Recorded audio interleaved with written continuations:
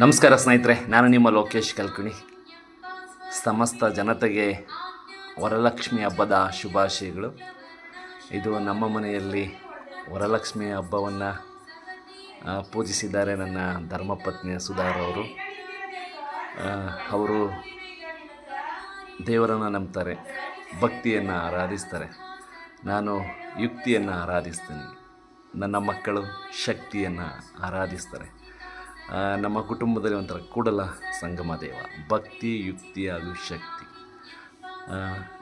ಎಲ್ಲ ಮಹಾಜನತೆಗೆ ಶುಭವಾಗಲಿ, ವರಲಕ್ಷ್ಮಿ ಎಲ್ಲರಿಗೂ ಒಳ್ಳೆಯದು ಮಾಡಲಿ.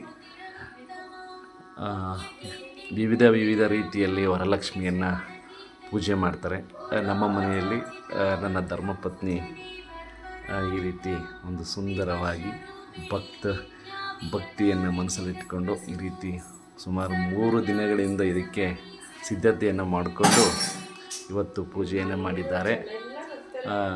ಬಹಳ ಖುಷಿಯಾಗ್ತಿದೆ. ಅವರವರ ಭಕ್ತಿ, ಅವರವರ ಭಾವನೆ ಎಲ್ಲರಿಗೂ ಶುಭವಾಗಲಿ.